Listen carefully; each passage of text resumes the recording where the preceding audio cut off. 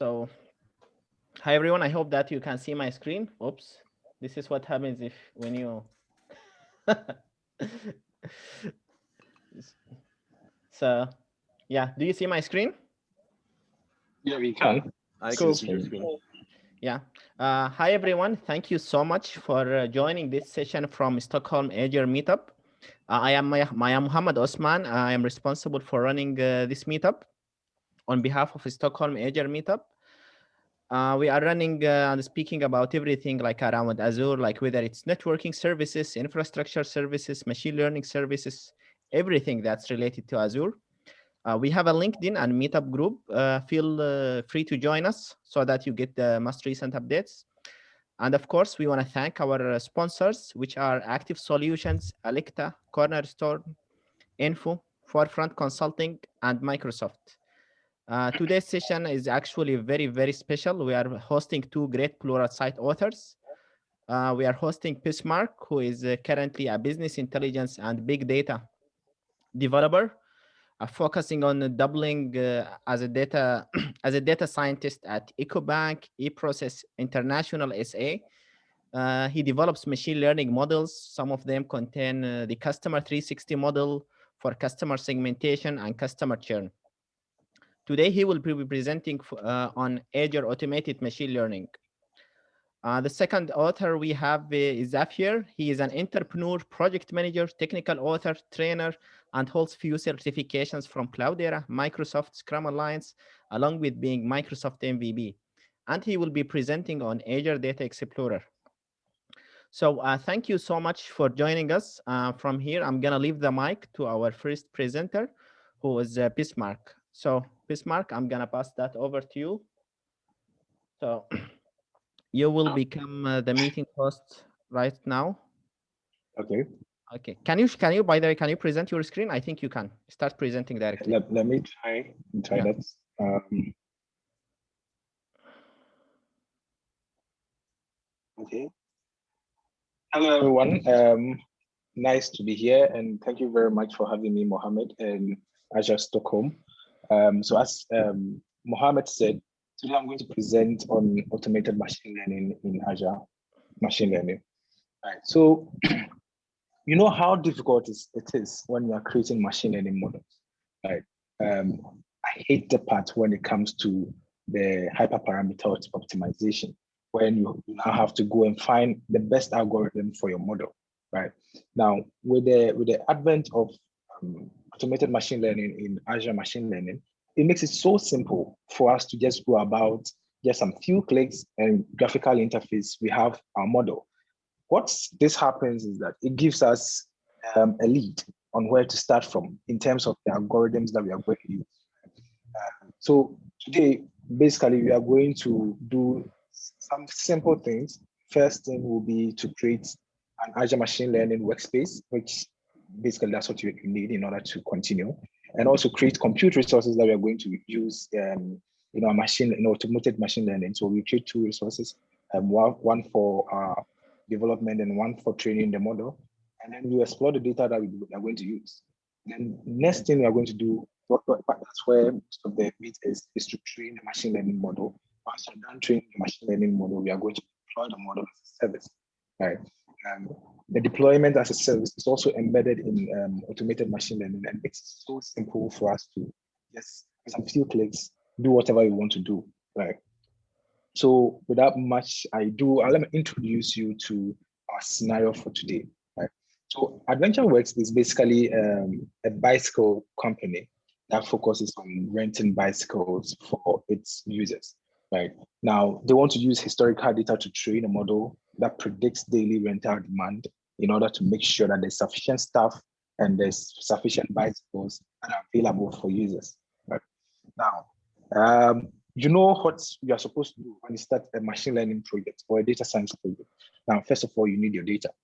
After getting your data, you need to process your data. You need to perform initial exploratory analysis, and then look at the algorithm that will fit the particular problem that you're trying to fix. Right now, we use auto machine learning a lot in our company when we want to basically fast forward, just look at how the data or the models we're going to create looks like, the best algorithms to look out for, and where to start from. It gives us a way to go, right? So I'm going to basically do a demo today. So let me share my screen. Just a minute. So let me share my screen.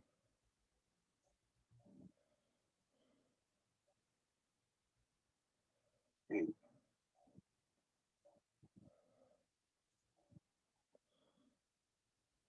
Yes. So please confirm if you're able to see my screen.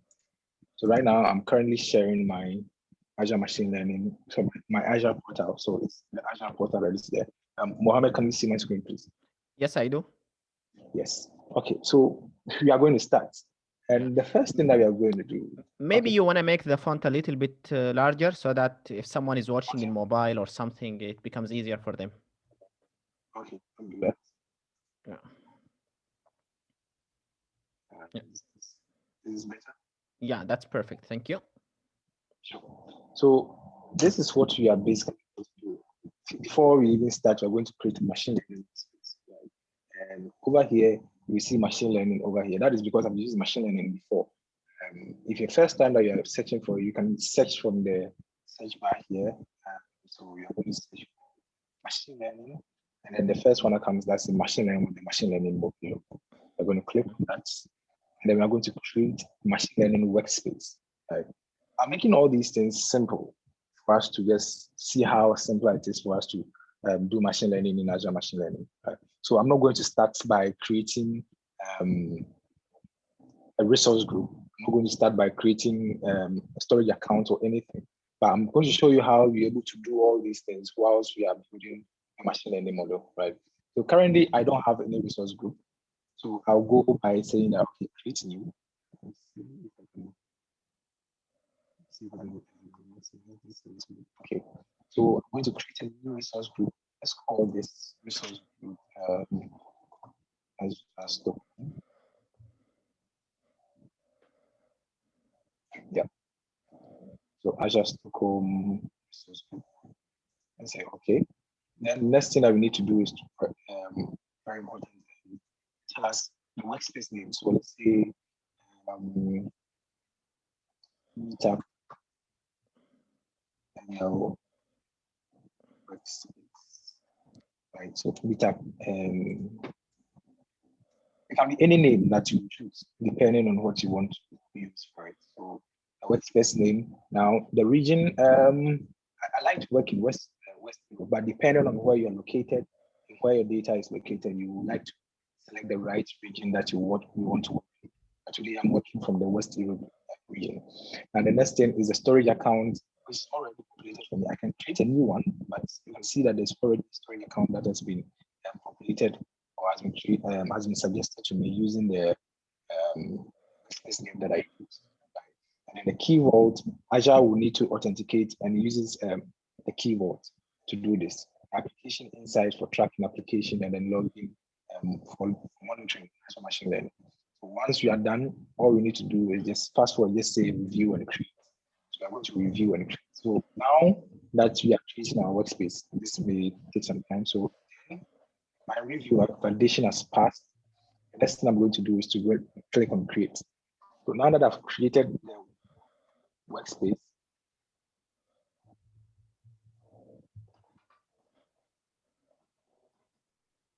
so now the workspace is being deployed.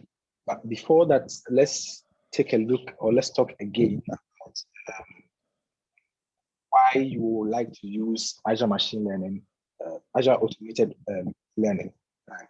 So in most of the machine learning works that you do, personally or on a cloud-based environment like Azure, you need to basically write most of the code yourself, right? Do most of the processing yourself. As I said earlier on, the automated machine learning basically is going to help you do all these things with just some few clicks, right? Now that the machine learning workspace is done provision, let's go to the resource and then launch our machine learning workspace. And I'm going to launch our studio. So you click on launch studio. So once you launch the studio, it's now going to open the Azure Machine Learning Studio, right? So that should be quite quick. Yeah. So now that we have our Azure Machine Learning Studio open, let me zoom in. The first thing that you would like to do is let's just take a very quick look around. I'm just assuming that not everyone has the level of understanding of Azure Machine. So I'll go ahead and then show you around. So on the left, you will see a panel over there. And the actual thing, you can see the notebooks, your automated machine learning, your designer. Right. So the designer is just a drag and drop approach, just like the old Azure Machine Learning Studio. Right. So the designer is just a drag and drop approach. The automated ML is what we are going to concentrate on today. And the notebooks allow you to write code, just like you do in a Jupyter notebook. Now we have data set, experiment pipelines, models. Now when you create machine learning models, they are stored in models. Pipelines help you to create logical pipelines for your machine learning. Now, anything that you do, any experiment, any machine learning model that you run on Azure is stored as an experiment. So you need to create an experiment for whatever model that you are creating. And then the data sets gives us that data store or the data the data source for us to basically work with data. Now we have a compute, data store, labeling, data labeling, and link service. I'm going to talk about compute. Now the compute is what you need. Just imagine the compute to be your machine, your computer that you're going to run on. Now we are going to create a compute. So we go ahead and click on the compute, and you can see there are a lot of compute that you can create. Yes, Mohammed. No, sorry. Okay, I thought you were asking. No. So we are going to create compute. Now, the compute instance is the compute that you need in order to do your local development, something like that. So let's say before you start running your machine learning on your, if you have to do this on your machine, you will need your machine actually, and then the resources you need. Let's go ahead and then create for our local development in Azure Machine Learning. Right? So we're going to create a compute instance, and over there, you can see that West Europe is already chosen. The location is already chosen because we chose space. And we are going to keep the virtual machine type to CPU. We are not going to do any big stuff here. And so it's just CPU that we need. And the GPU is when you are doing more of the deep learning related stuff.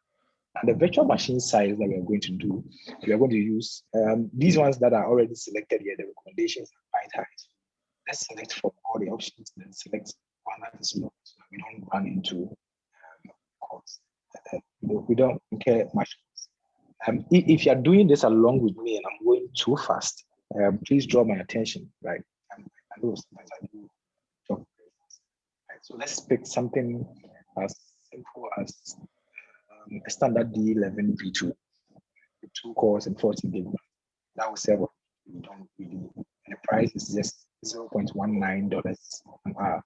Next thing we need to do is to click on next, then give compute name. So let's say meetup compute. Now the next thing, we won't enable SSH and we won't do any advanced settings. So the next thing we do is just go ahead and create this. So when you click on create, what is going to basically happen is it's going to provision your computer that you're going to use to run your machine learning. Right? The next thing that you're going to do again is to create a compute cluster. Now the difference between the compute instance and then the compute cluster is the compute cluster allows us to do remote training of our model. Right? And not just that, it can also help us, or it has more compute that's the compute instance in some cases may not offer. Right? Compute cluster help us to do training of our model.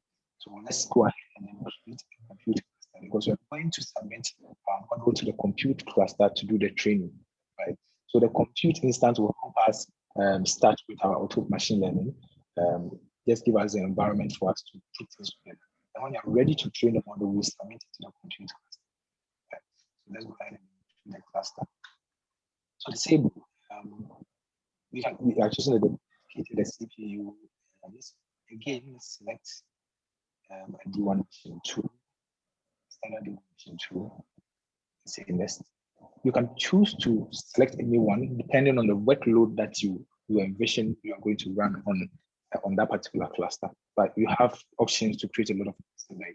So let's call this Azure Machine Learning cluster.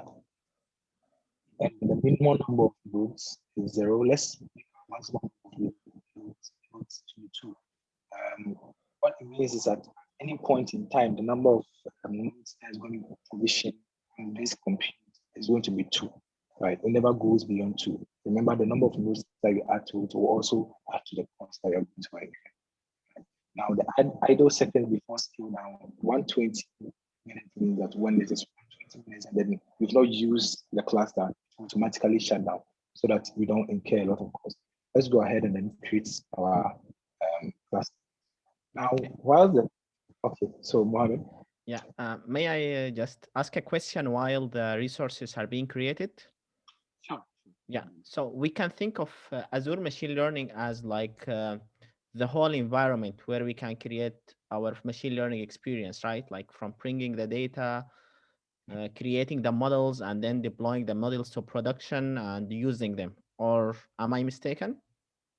That's exactly what the Azure Machine Learning, automated machine learning is going to do. So all the things that you would have done, going through the pain to do, automated machine learning is going to do that for you, right? And just a caveat here to add to it, the fact that automated machine learning is giving you a particular model which say that is the best, wouldn't be the best in your case. What it does is that it gives you a lead for you to start from, some point to start from. You know how difficult it is going around looking for a particular model to, a particular algorithm to run a model. And so this helps you in doing that. So quickly, now that our compute cluster has been created, our compute instance, the data compute instance is still created, but we will go ahead. That's what we are going to do because we wouldn't really need a compute instance as it's when we are going to deploy the model that we use a compute instance.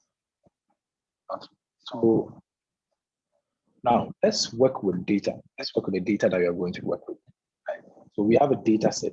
So there's the assets you will see data sets. And what data set basically does is it gives you that environment to host your data for training your model.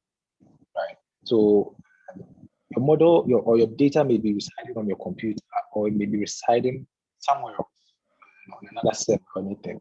It gives you that environment. So this data set is stored on an Azure block storage, right? A storage account where it's easily accessed. Okay. So let's just register a data set. The data set I'm going to do, I have it on my machine, so I'm just saying from local. I'm just going to do this from local files. The name I'll give to it, let's say bike rentals. And then it's a tabular data type, right? So the next thing, I'll just click on next. And then where am I going to look for this data sets? So I can browse for it, right? And then opens up the folder on my machine. And basically I have the data here in my downloads. Okay. So I also make this data set available to you if you want to use it on your own. And I'm going to open this. Now, once you open it, it now downloads the data. And the next thing I'm going to do is click this. We're not going to skip validation. You should validate the data set for us to see if there's any issue. It's now going to upload the file. As you can see, the file is very small. So it's uploaded the file. It's now passed the data set to do the profiling. Right. Okay. So here, let me just walk you through just a simple one. We've not got into the automated machine learning side yet, but I'm just talking about the data set. Right. So we have, it's a delimited file. It's a CSV file that I did. It's a command delimited file, so I'll leave it as it is. The encoding is UTF-8. And then column headers. It has column headers, as you can see from the sample data that's provided over here. This has column headers. Right. Now, it has also put in its own column names. We want to promote the first column as column headers. So we use headers from the first file. So once you do that, it's going to reload the data and then use this the first row as the column headers. Now you can see that in there we have day, month, year, season, holiday, weekday, and all those columns over there. Now, we are just going to click next and then view all the data columns and then their respective data types, right? So you can see, for instance, the month is in integer format. We selected all the things we need. We don't need the path of the file. We don't need the path of the file. So that's the next. I'll click on next, and then I'll confirm the details. So the details of this particular data set. So the name is house, version 1, tabular, and all the details are there. I just click on create. Once I click on create, it's actually going to register the data set for us. We can explore the data set by going to the data set and see. Clicking on explore. And click on explore to give all the data in the data set, right? So to give all the data in the data set, so you can profile the data, count it, and going to do. And now we have our data set. Now we can go into automated machine learning program. So here and after we see automated machine learning. Once you click on automated machine learning, we are now going to create a new automated machine learning. And it's as simple as possible as it can get.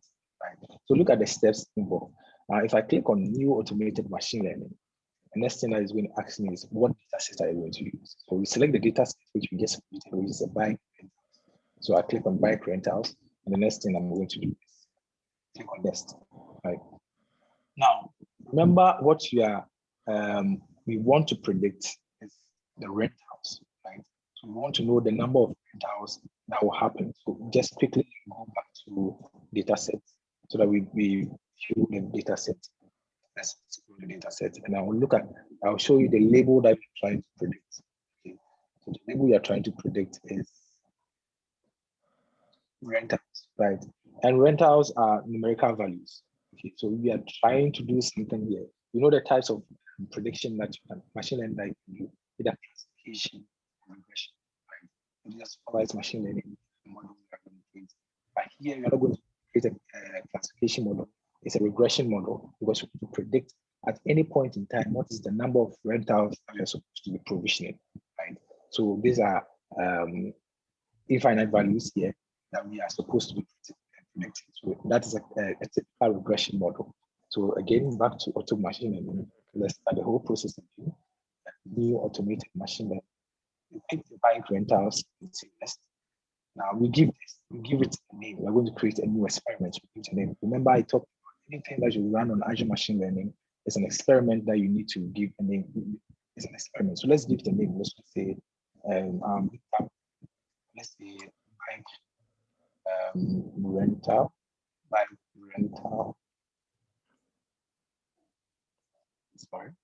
bike rental experiments. Now let's select the target column. Remember, we need a target column. What are you going to predict? You're going to predict rentals. So we select rentals. Now we select the compute cluster that we created, which is an AML cluster, machine learning cluster that we created earlier on. Right? The next thing that we are supposed to do is basically next. Right? Now we are going to tell it which type of machine learning we are going to do. Are you going to do classification? Are you going to do regression or time series? So these are the only three supported at the moment: classification, regression, and time series. What you are interested in today is regression. So I'm going to click on regression. And the next thing I'm going to do is let's view additional configuration. Right? What primary metric are you going to talk about? Now, let me select the primary metric that I want to use. Normalized root mean square error. Right? I'll talk about it later on. But now let me select this. Now, I wanted to explain the best model. Model interpretability is also one functionality that you can find in Azure Machine Learning. Right? So I'm going to keep that to explain the best model. So the best model, it will explain the features that came out or it used in predicting the model. Right? So do you want to block any algorithm? Smart, can you tell us a little bit about model explanation? What do you mean by model explanation?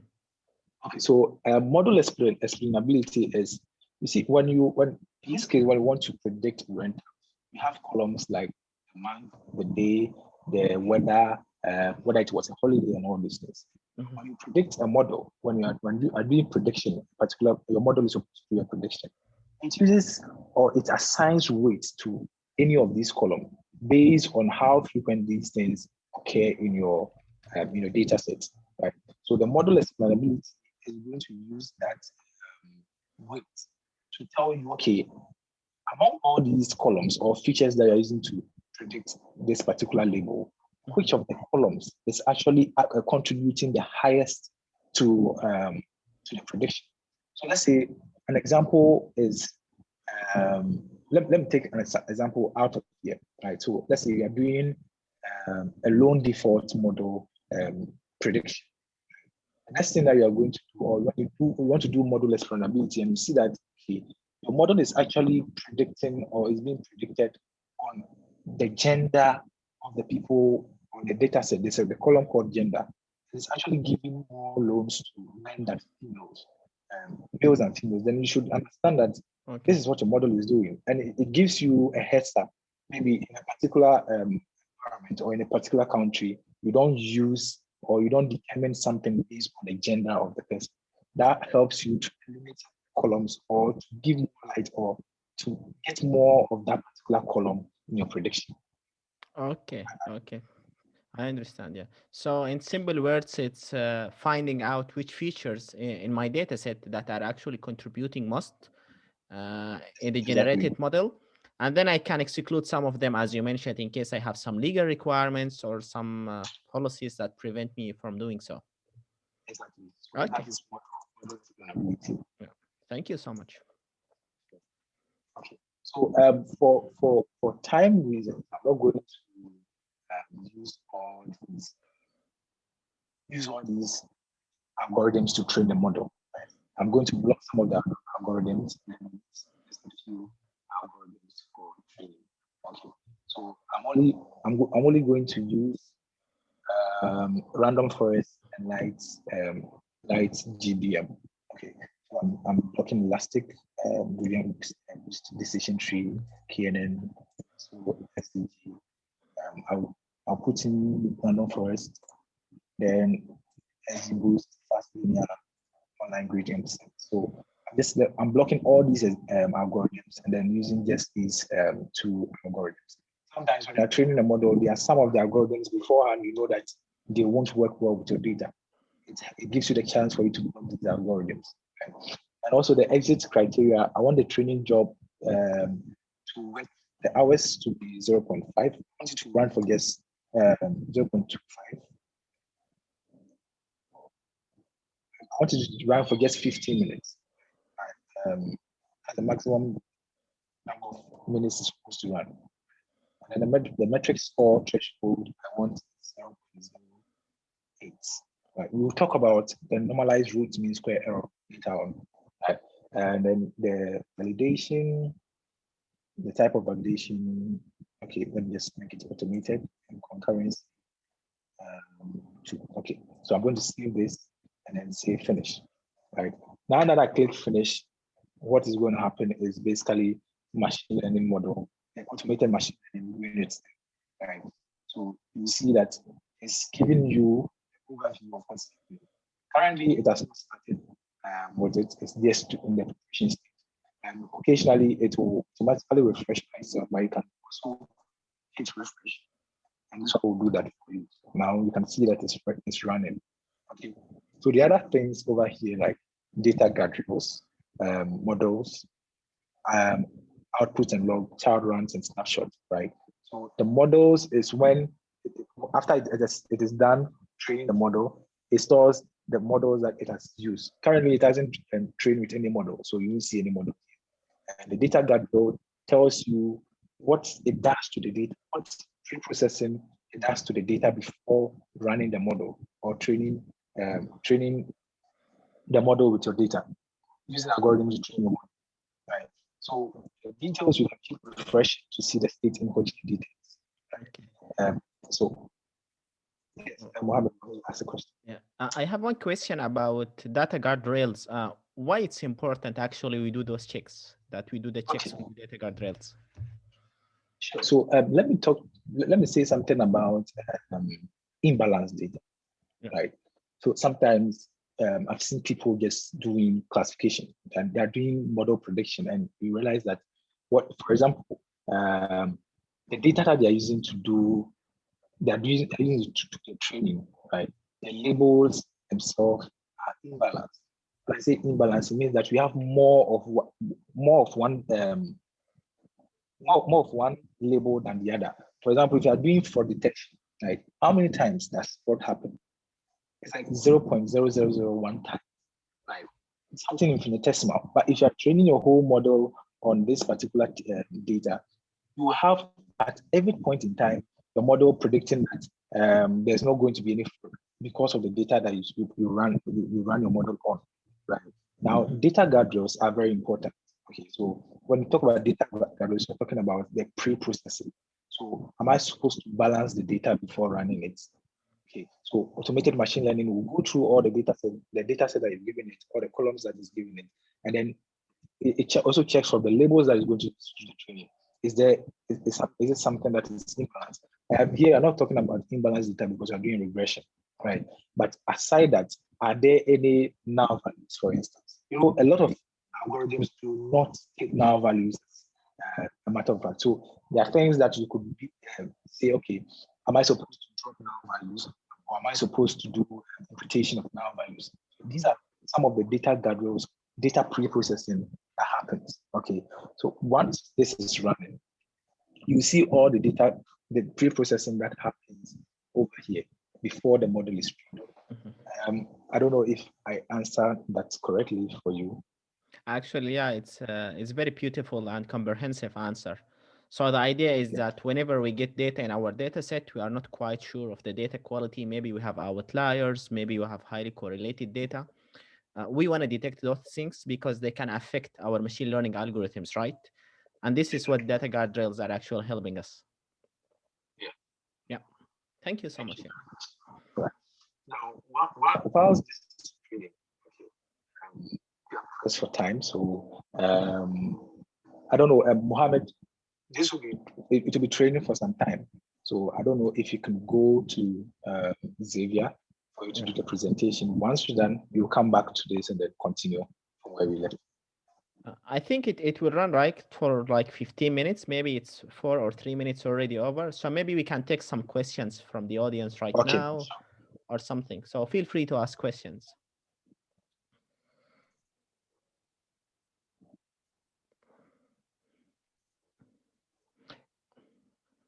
Any questions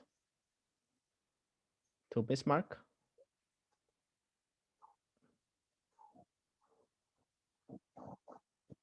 I think I also mentioned that I was going to talk about normalized root square error and why I chose that as a measure of performance for one.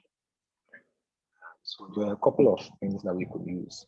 Okay, but we could use Spearman correlation, but I chose normalized root square. Now, to calculate this particular metric, this is what happens. Now, the training process, you use some of the data to train the model.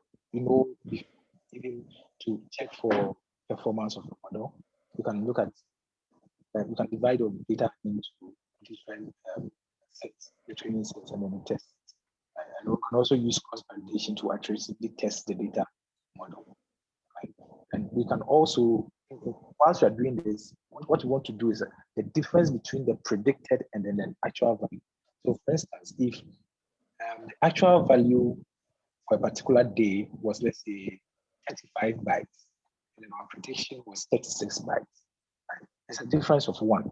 That is called receiver, right? So the difference between the predicted value and then the actual value, that is the receiver.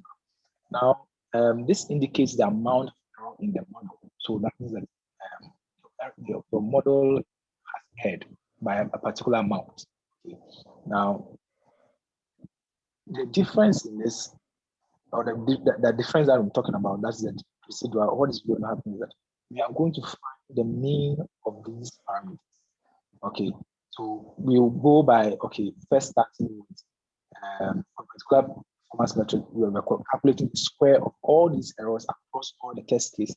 So we look at all the test cases, or what we use to test the model. We calculate the square of all these residuals. right? Now, after calculating the square of all these residuals, you find the mean of these squares. And then you take the square root of this mean that you've taken, right? With all of this, it means that the smaller the value is, the more accurate the model is predicting. So here we are looking at a model that is approaching zero. Sorry, a metric that is approaching zero for the normalized root mean square error, right? So the more the metric approaches zero, the better.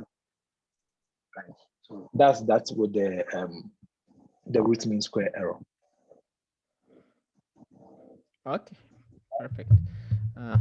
What's there in those logs? Can we like follow up the execution, find out if there are issues? Okay. So now I'm diving into the execution. So this tells us what currently is happening in training our automated machine learning. So we'll be able to see at each point in time what is happening. So it started from the side, starting output watcher, it logged in. The next is pulling FS layer, then continues downwards, waiting for something in that side. Download, check, verify some check forms.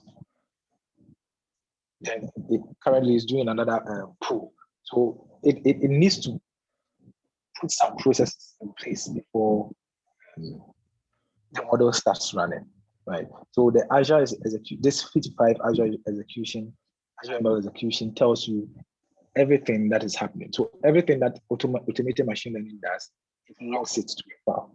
So we can see that currently it gets outputted something over here, right? So it's telling you at which stage it is, so that you don't get frustrated that, okay, my model is not working or my model is not doing what it's supposed to do. Now, you also have a PY file, which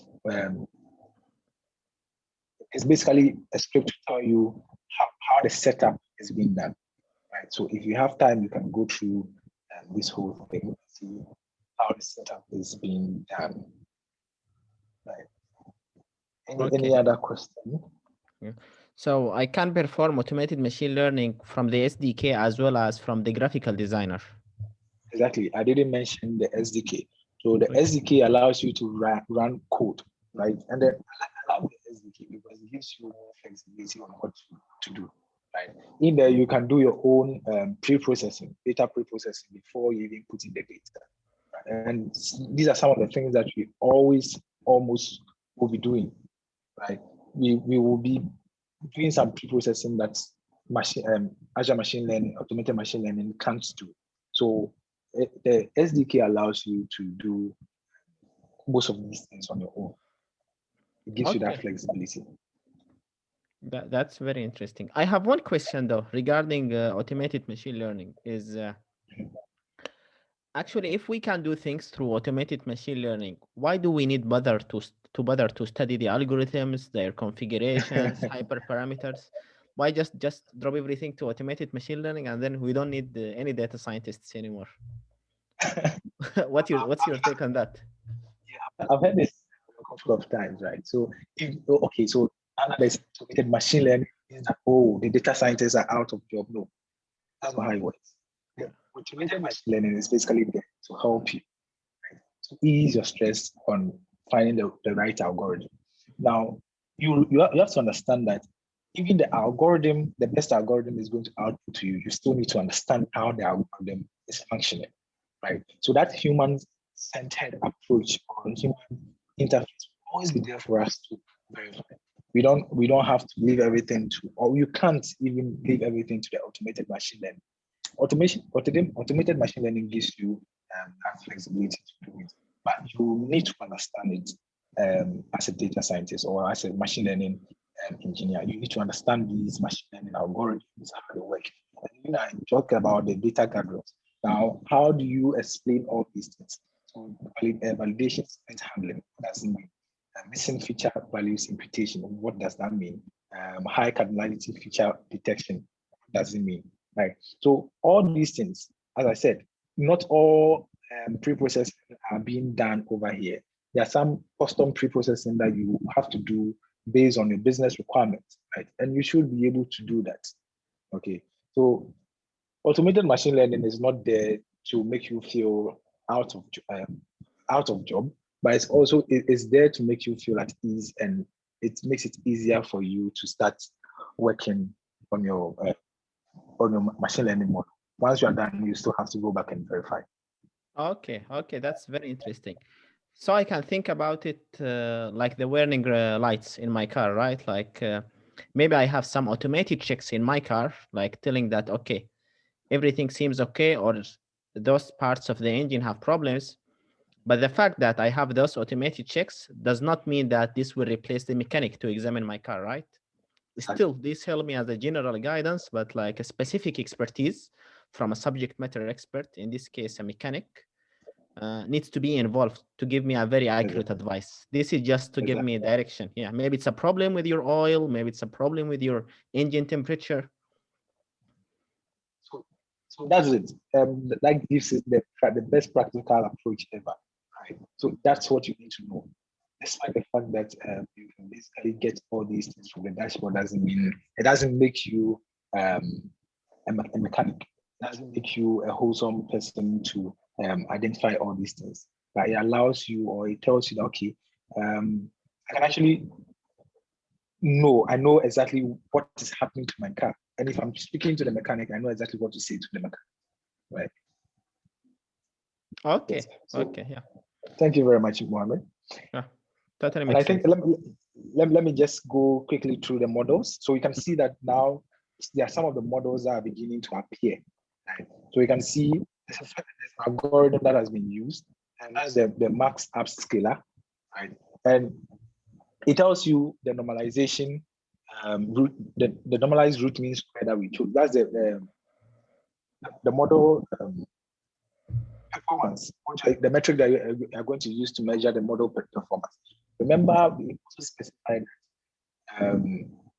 when it is 0.08, or when it gets an algorithm that is less than 0.08, it should basically stop, right? So we have identified, or we've shown what we want, or the level of accuracy. I wouldn't use the word accuracy. The level of the level of performance that we want in our model. Right?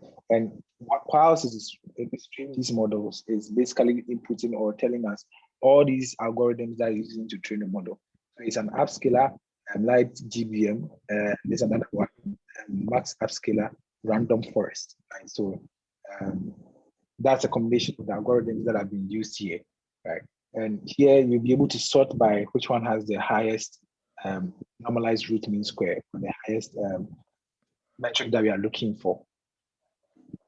Now, once it's done, it will basically show you the best model. It will go ahead and choose the best model for you.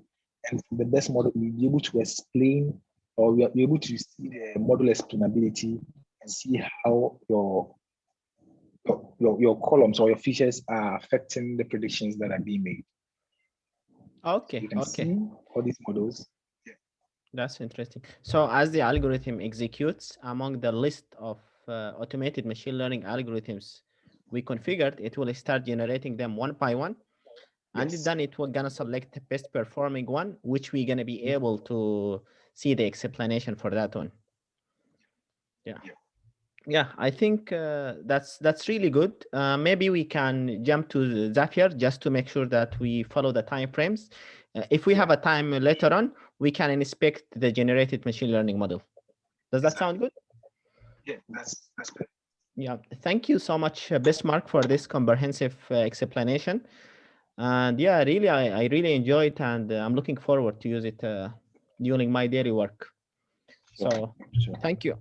You can start the screen sharing, Zapier. Okay, hello. So for today, I have prepared a couple of slides first, and then I'll go straight into a demo. So give me a second just to get started. Here you go. Let me see. Can you see my screen? Yep. Okay, perfect. Okay, so let me start. It's like maybe 5 to 8 minutes of slides, and then we'll get into a demo. So the world is changing right in front of our eyes, and it's changing fast. Very few people have been so lucky as we have to go through such a transformation where the amount of data available has reached unprecedented levels, and plenty of more data is generated continuously. Data can help us discover insights, anomalies, or predict trends. Data can help us answer questions that can help you differentiate your business from other competitors, like why visitors are abandoning their shopping carts, which products are growing and which ones are not, which of my machines are not working as expected, and also other questions like what is impacting my production quality. In essence, we need to understand the why behind the what. But such large amounts of data could mean nothing if there was not a way to store, process, query, visualize, and in general, work with all this data. And there is, in fact, there are many options out there. But do you have time to test out the plethora of data related solutions that are out there? Well, the answer is quite clear. Of course not. Just go for something that is tried and true. And since this is a Microsoft Azure meetup, I do not have to convince you that there is an Azure service that is right for you, correct? But even beyond a service, because there are plenty of services, why don't you use the service that Microsoft themselves uses for analyzing and working with their own data? And I'm not talking about small data. You know, you know what they say. No one ever brags about having small data. Microsoft themselves, they have some of the largest and fastest growing data repositories in the third rock from the sun. That's the planet Earth, if you haven't seen the show. But just think about it. How much data Microsoft manages around Windows, Office, Bing, Azure itself, and many more. So, have you ever wondered what do they use? Well, the answer is Azure Data Explorer. If Microsoft uses it for themselves, why shouldn't you? Azure Data Explorer is a high-performance big data analytics service that brings every business the power to explore large amounts of data. That's big data. It features an intuitive query language, that's the Custo query language, and has powerful capabilities like the ingestion as well as storage capabilities. Azure Data Explorer is the ideal tool to analyze high volumes of fresh and historical data in the cloud. That's the Microsoft cloud for those of you who are here.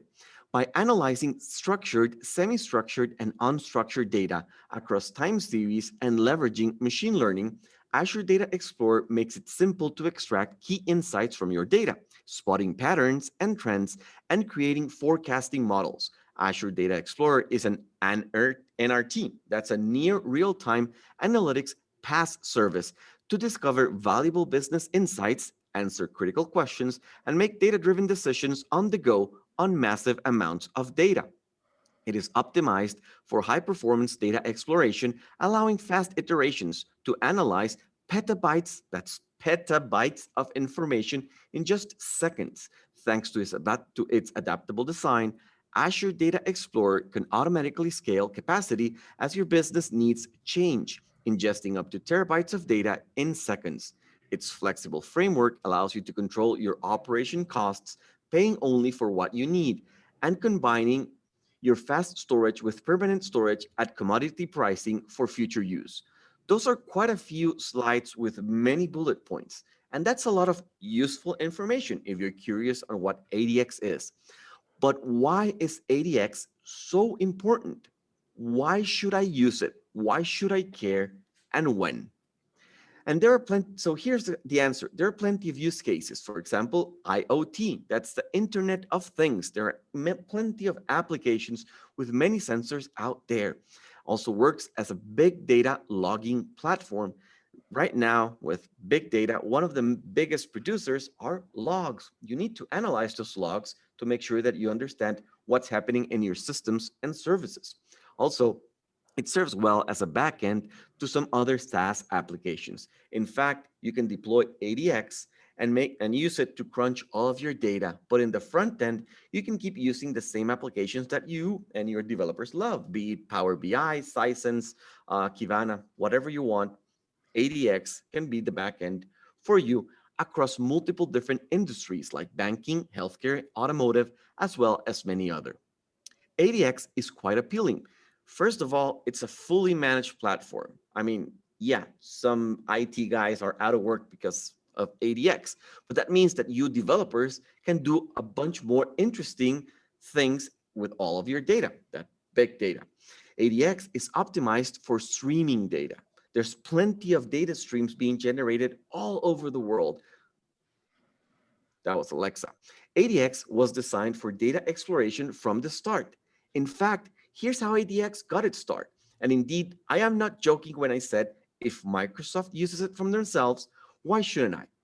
So ADX started as an internal product that was adopted by many familiar names within Microsoft for internal telemetry analytics, including Windows, Skype, Xbox, LinkedIn, Visual Studio, SQL Server, Bing, Office, and Power BI, to name a few.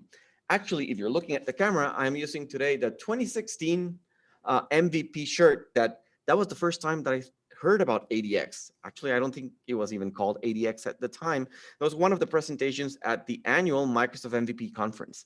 But moving forward, in 2017, ADX went to external customers as part of many Microsoft SaaS solutions, some of them like Log Analytics that even exposed the ADX, UX, and KQL. So that was the part in 2016, 2015, that's when it got its start. Microsoft tested it internally, they grew the product, and in 2017, it started to went out slowly to some of its biggest customers. It was a rolled out deployment, which is what big companies typically do. Finally, it went preview and it was released to the general public in 2019. So as you can see, it has been tested by some products that generate huge amounts of data. If it worked for these Microsoft products and those big Microsoft customers, why shouldn't it not work for me? But I guess the important part is that ADX lets you easily deploy rock-solid infrastructure in Microsoft Azure with just a few clicks and filling out some information, which is what I'm going to be showing you in a couple of minutes. You can then start ingesting your data. There are so many different data sources that are supported that I'm pretty positive that your use case is covered. Querying your data comes next using a language that's called KQL, or the Custo Query language. Then you can visualize, and there are quite a bit of options. ADX is not an island. It does have its own dashboard, but it can serve as the backend for many other products, which include Power BI, Redash, Kibana, Tableau, Sisense, and more. Indeed, ADX can do all of the hard data crunching, and you and your team can keep using the product that's most familiar to you. And this is a huge selling point, especially in the enterprise. Let's say that you spent $1 billion training your Power BI developers and your customers to use Power BI. If your data grows to a point where you can no longer manage with Power BI in the backend, simply replace with ADX and then get Power BI to connect to ADX for the data crunching. Your developers and customers will not know the difference. You will be managing a whole lot more data. They will not know. No retrain costs. And finally, you know what they say, you can't measure what you don't improve.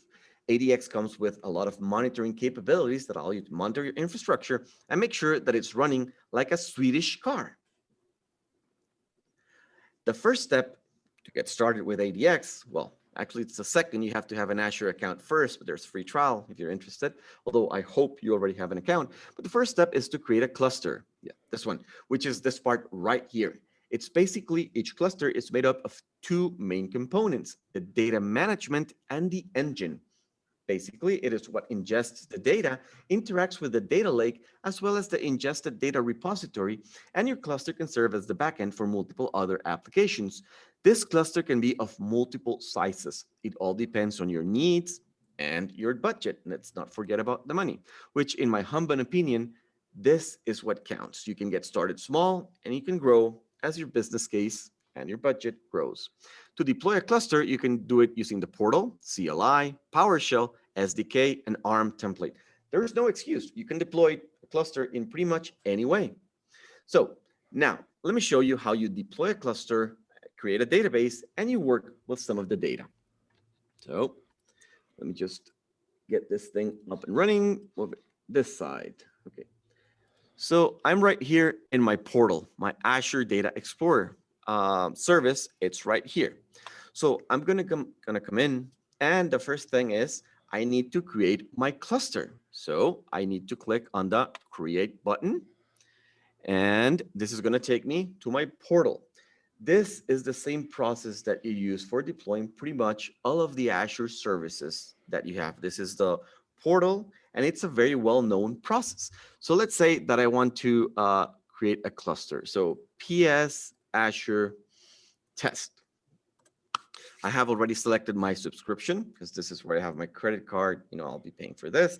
And I have deployed my resource group. This is important because in your resource group where you deploy the resources that you're going to be working with. So so you can add other resources and you can just group them. This is good for building and other stuff that it's probably part of another presentation. Now your region. One of the good things about Azure is that there are regions worldwide.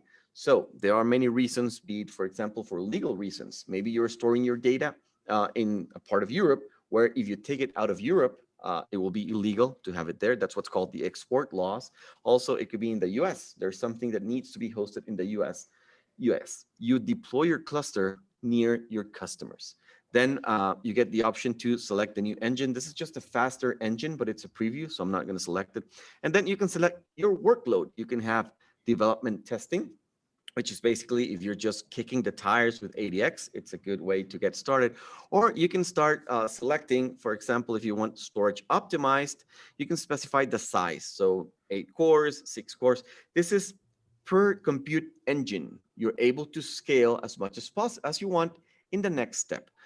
If you wanted to go, for example, for compute optimized, that's from 2 cores to 16 cores. Are the machines that are available. There are new engines or engine templates being deployed all the time. So at some point, for example, we might get a large with 32 cores or something. So it keeps changing all the time. For this one, I'll just deploy an extra small, and then you specify which is the type of machine. For this one, there's a D2, but if I wanted to go for the large one, it would be a different compute specification. Now, availability zones, it all depends on your resiliency. What are you aiming for? I'll just leave it like this and go to the next step, which is scale. In here, you deploy the instance count. When you're deploying for production, you have a minimum of 2 machines. This is because if one is busy or whatever, you get to distribute the load. If you wanted to go for, and let me just go back and show you for a second, just development and testing, and this is probably important to you if you're testing it out, you get the option to set 1 machine, but development is the only one that gets a single server. All the other ones, you have to have multiple servers. Also, you can indicate if you want to scale. So let's say that I just want 1 machine, I would leave it like this. If I wanted to optimize auto scale, I would say, hey, I would like to have between 1 to 2 machines. That's a dev, so that wouldn't work. But you set what's the range. So whenever Azure Data Explorer detects that it's too busy, it's too loaded, it would deploy new machines to just divide the load, which at the end of the day, that's the main premise of big data. Many years ago, when Hadoop was created, they were processing everything with commodity hardware in on-prem. I don't know if you remember on-prem. That's when they took the machines and they put them in a warehouse someplace before the cloud era. So at that time, they had HDFS, which distributed the data all over the place, and compute was taken to the data. Now, in the cloud era, basically, we do it differently. We store our data in large object repositories like Azure ADLS Gen 2 blob storage. And then our compute engines connect to the storage. They ingest data or they process it or they do whatever they want. Whenever we have to increase the number of machines, they keep connecting to the same storage. So it works like a charm. Moving forward, if I get to the configurations, here's where you enable if you want to do streaming ingestion or purging. So Azure Data Explorer is an append-only store. It's not a database where you can run an update. So here's how you configure what you want, if you're going to be able to delete stuff. And then your security. There's a saying that I repeat all the time. You do not want to be in the news for the wrong reasons. So here's where you basically decide how you're going to be securing your cluster, how you're going to be giving access to your users. Next, the network. If you want to deploy in a virtual network, is this something important to you so that you can just control access and do a whole bunch of other stuff? I'm going to say off for now. And then the tags. Maybe you're tagging your resources for billing purposes or something different. That's okay. I'm just going to click on create.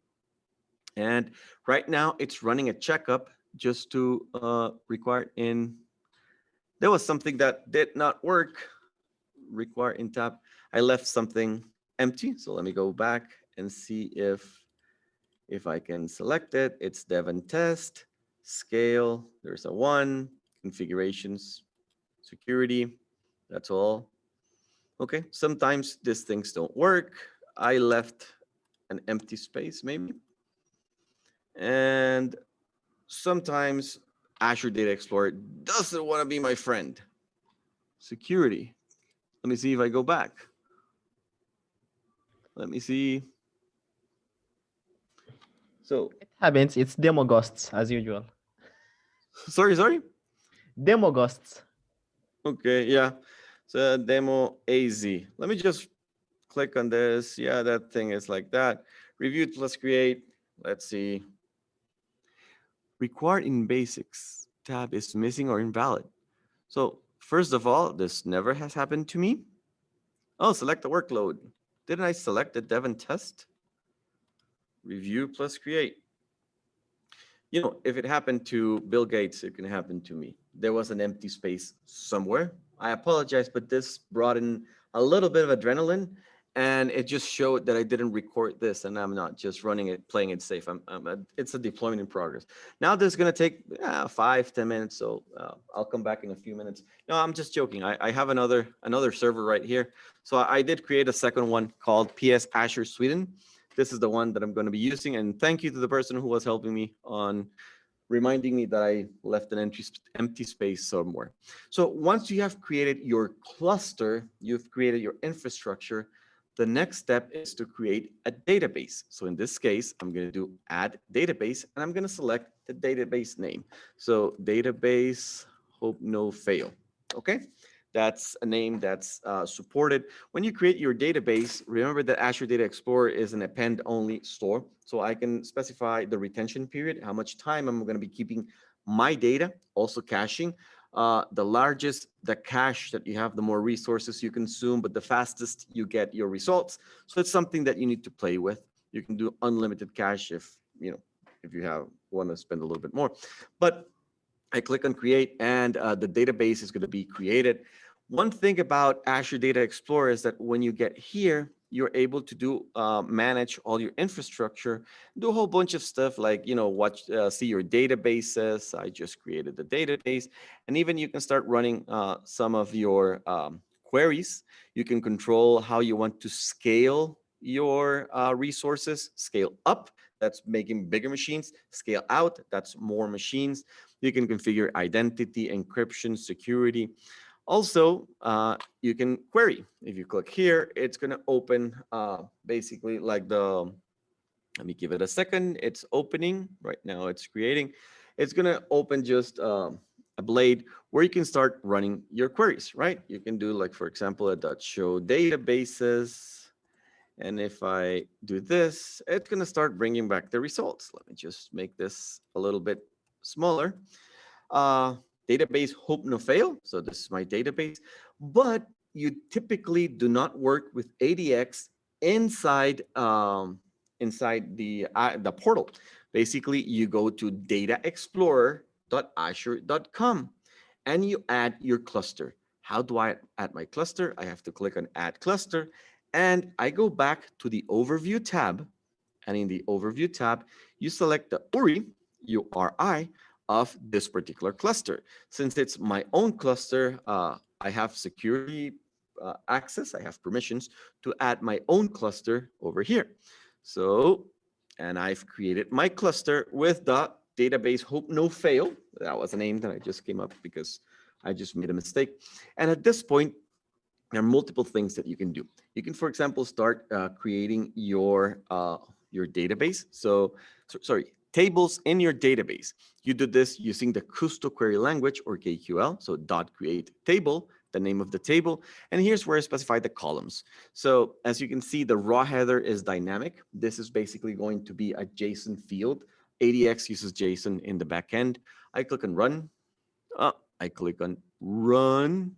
There you go. I did not select the whole thing. I just selected a portion of it. This works exactly like SQL Server Management Studio, where you have to select everything, or at least click on it, it will turn blue, and then you're going to be able to execute. So I have created my table. It shows it here. At any point where I want to see my tables, I can run a command like this, show tables, and it will show me all the tables that have been created in this database.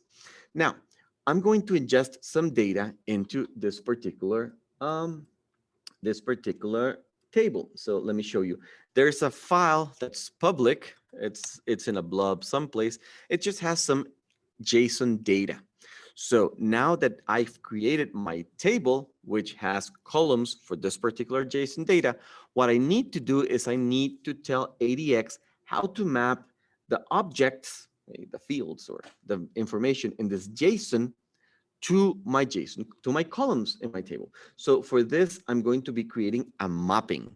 So a mapping is something like this, where basically I tell, I'm going to create a mapping.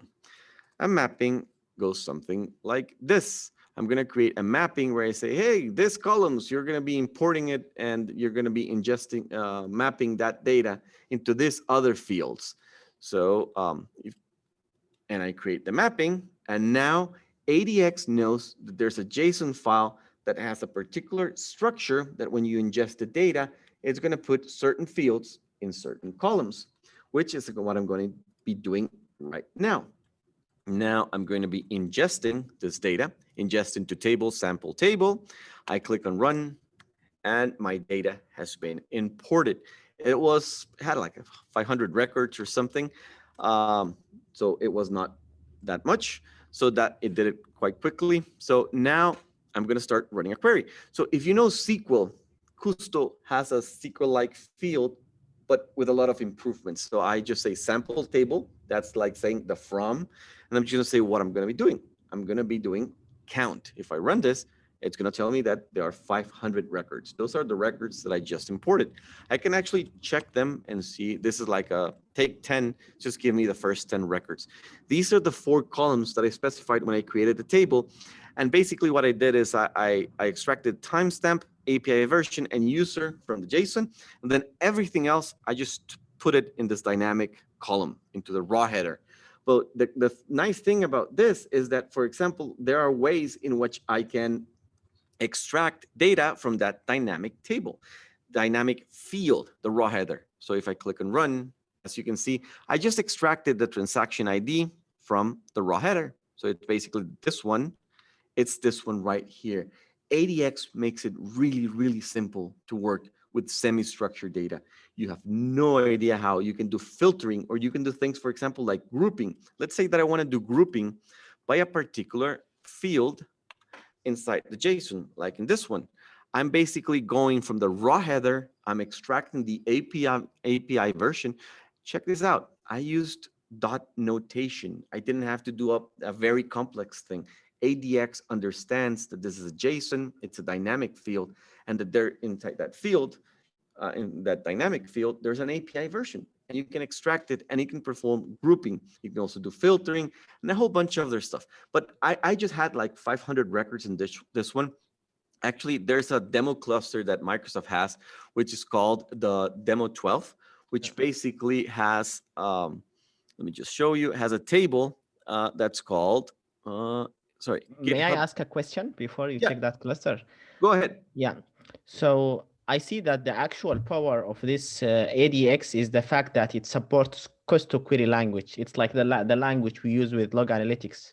Mhm. Conventional databases like we use, like SQL Server, Cosmos DB, they have like a limited query language compared to this Costo, right? So the Yeah. actual power that it's taking, it's the fact that it's supporting Costo. That's why we are enjoying this really nice and neat syntax. Am Yeah. I correct? That's correct, but it goes beyond that. I mean, it's not just that Custo is nice and has a good syntax. That's good, but I think one of the biggest selling points of ADX is its power. I mean, like in this one, let me just run you. So this one has a whole bunch of events. If I count this, I don't know how many zeros you have. So this is a lot. This is like 1.2 billion records, right? That's billion with a B. And if I wanted to run something, and ADX has a it's really, really powerful. If I want to run something, this, which I'm basically filtering by all watch events, and then I'm just getting the top 10 repositories that had watch events, and then I'm just graphing it in a time chart. This is time series data. A query like this in just a regular database could take minutes, if not hours. Kusto can just do it in seconds. I mean, this is one of the biggest powers of ADX internally. It takes all the data and internally it creates its own index, and it's optimized for huge amounts of data in lightning fast response times. Like as you can see here, I was able to do a graph like really, really quickly of the top 10 repositories in GitHub. This is millions of records that are being graphed right there. I don't know if it's clear, like that, but here's another one. This is more tabular data, but in this one, I'm also getting all the watch events. I'm performing a join, and then I'm basically extracting the number of events and counts for the top 10 repositories. Again, a join is very expensive, be it who you are, whatever, NoSQL, SQL, whatever you want.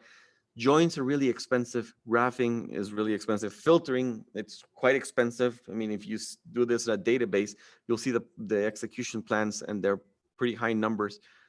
ADX is absurdly powerful. It's extremely fast and it's extremely easy to use. And with that, I just want to thank you for listening to me. I hope I didn't use too many slides. If you have questions, I'm here. Also, if you want to write to me, here's my email, javier-morera@bigdatainc.org, or interact with me in Twitter. I talk there a lot. So at xmorera. I really want to thank you for today, Mohammed, for the opportunity to be here. Also, if you want to check out my course in Pluralsight, the How to Start with Microsoft Azure Data Explorer, I built this along the Data Explorer team. It's pretty long. It's like 4 hours and change. The original was how to start 1 hour and 20 minutes. It ended up being 4 hours of absurdly detailed number of scenarios, and I use Power BI, CSense, Redash, Kibana. I use Kubernetes for a while. I ingest all types of data. I show you like 10 different ways of how to ingest data. I use the Azure Data Explorer dashboards. I do a whole lot of stuff. So again, really thank you for inviting me here. There's my email, my website, my Twitter, and fire away the questions. Just shoot.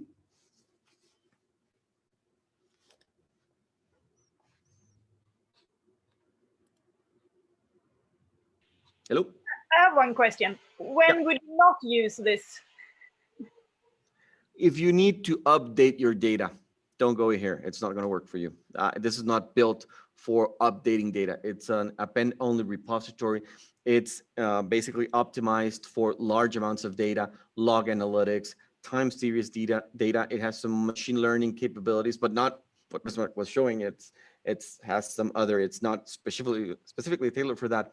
But if you have data that keeps changing all the time, this is not a database for saving records, and it's not a transactional database. Log analytics, IoT devices, big data logging, analysis, time series data. That's a yes. Don't do it if it's a transactional database that you're looking for.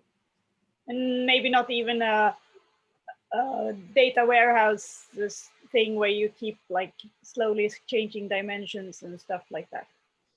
Yeah, the changing pieces is the one that's a little as soon as there's change in it, you say no. That's the thing. Append-only store. It's basically meant to be used so that people know what's going on. Fraud detection, security, reviewing if there are anomalies, like it basically reporting from all of your access, security stuff. Those things, that's what it's optimized for: reviewing, viewing, graphic understanding, visualizing, analyzing. Not as a transactional store. I wouldn't recommend it for that. I don't think Microsoft would say no. It looks really, really impressive what you could do. Is there any sort of lower limit on size when it's not economically reasonable? So that's the thing, that GitHub database was 1.2 billion events. Yeah. It's petabytes of data. And again, I was telling the story that I just by chance, I was at the Microsoft, I just went into a room and they were talking about this new product that they were building and they were using internally, because Microsoft, believe it or not, they had some siloed data. I don't know if it is NDA or not, but they had some siloed data. I don't think it's NDA. And they started to just put everything together, and they were building a product that was going to be used so that everyone would be using the same thing. It was, internally, it was like, that's how we're going to solve this problem. I was like, oh, that's cool. But you know, what's it? It wasn't even called ADX at the time. And it wasn't in this one, in the 2016 MVP that I was there. I just walked into the right room, like, oh, that's cool. So last year when I was contacted by Pluralsight, it's like, hey, do you want to work on this thing? I was like, that's pretty cool. It was supposed to be a how to start. It evolved into, here's all you need to know to get started. And so, but I couldn't change the name of to here's all you need to know. So it just remained as how to start, but still 4 hours. If you look at it, it's very intense. I worked nights, weekends. It was a full-time job with nights and weekends during the pandemic. I was not going anywhere anyhow. So it took me several months to build this, of working full-time and beyond. So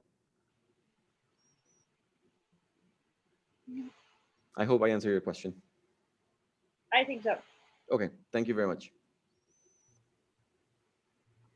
Anyone else? Yeah. One question. I am not like a big data guy myself, but I'm wondering, like, if I compare this to Azure Data Lake, to Databricks, to SSAS, like each service excels in a specific area, but how would you like sort this service among those services? Like when to use what? Okay. So one of the things I do work for, I do create courses for Pluralsight, and I do some work for Cloudera also. So when you say Databricks, it's funny because I see the Spark, and so this product has a niche: big data analytics, logs. If you look at, for example, what I'm not going to say Databricks or Cloudera, but just like, for example, Spark. If you're working with Spark, you're probably working a little bit more with data transformations, big data, things that can generate other data sets that can be consumed by other services. This is more for you to analyze and work with it. And the data lake, the ADLS Gen 2, that's another training that I have with Pluralsight. That's where you store your data. ADX can connect to the data lake, extract the data, then it just ingests the data into its own repository, and it uses. So it's a complement, for example, to the data lake. It's not a, and it also works alongside Azure logging, which was mentioned also. They both use Custo KQL. So what my recommendation would be: spin up a dev test cluster, create a database, ingest some data that you have, or go to my training and look for some of the tutorials there. Ingest a few things, run a few queries. You'll love Custo. It's really easy to use. It's very user friendly. It was designed with the user and data in mind. So spin up a cluster, give it a shot. I think you'll be impressed at the things that you can do, at the speed and scale that you can do them.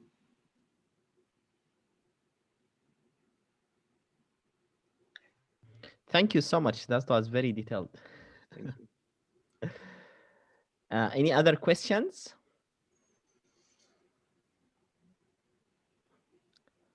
So if there are no other questions, maybe we can jump back to you, Bismarck, and see the trained model if it's done. I would be surprised if it's not.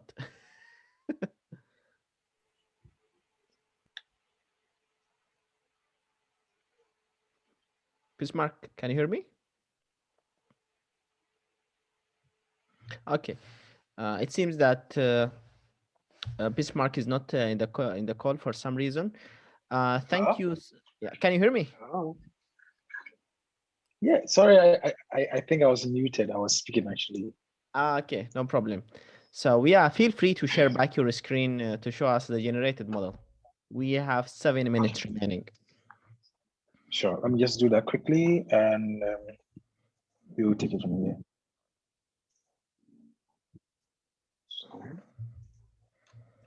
Okay. So please confirm if you will see my screen. Yes, I do. Okay. So there's the model that we created, right? So it's done. The model is completed. Let me just go back a bit. So that's the bike rental experiment. And you can see that there's 0 running, 0 failed, 1 completed. So this is the run. When you click on the run, you can basically see everything, the details about it. And it gives you the best model over here, which the algorithm name is voting ensemble. If you want to see all the models that were created, you can go to models and list all the models for you. Now you can see that it's basically list all the models that were created, the algorithms and the models. Now, the best model is a model that will be explained. So let's quickly view the explanation for this model. Now, once in the explanation view, let's quickly do this. Okay, now that's still loading. Quickly.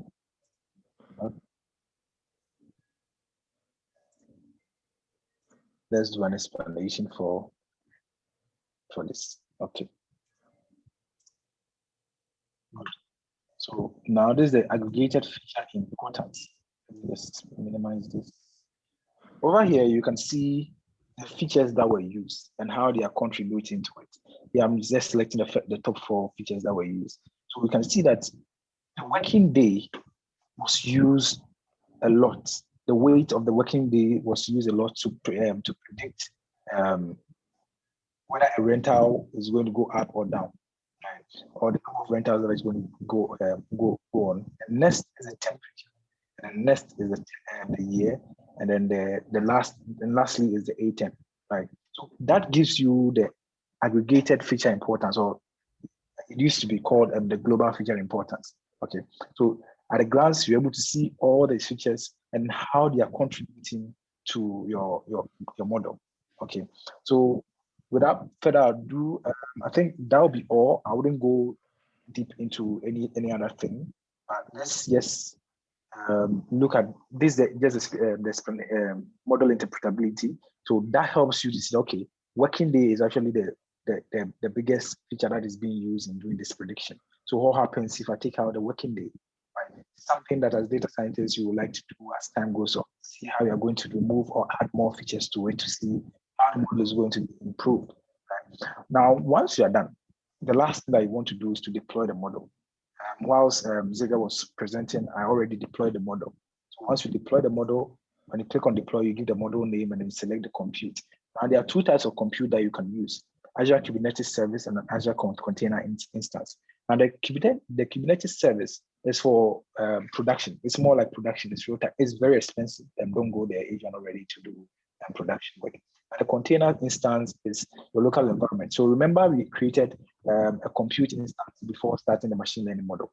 The Azure Container Instance will basically create on the fly a container instance where it's going to host this machine learning model on. Right. So the service now, after giving the name, the next thing you have to do is just deploy it. Once you deploy it, the model is hosted for you. Now, once the model is hosted, what you're going to do is that you're going to the endpoints and see the endpoints that have been deployed. And I said I already deployed an endpoint. So the bike rental service is how I named it. Once you click on the bike rental service, you see everything about that particular endpoint. You see the REST endpoint that you can submit your queries or your data to for prediction. Okay. You can test that. You can test this with some sample data. You can test, okay, if on the fifth day in the 5th month in 2021, and then the season, the one holiday, yes, it's a holiday. Weekday, sorry, is it a weekday? Yes. Working day, no. Weather sits, let's say 12, temperature, it's to just put in any number over there and see how prediction is going to go. right? This the wind speed. Get something simple. Let's see how to do it. Now let's test this.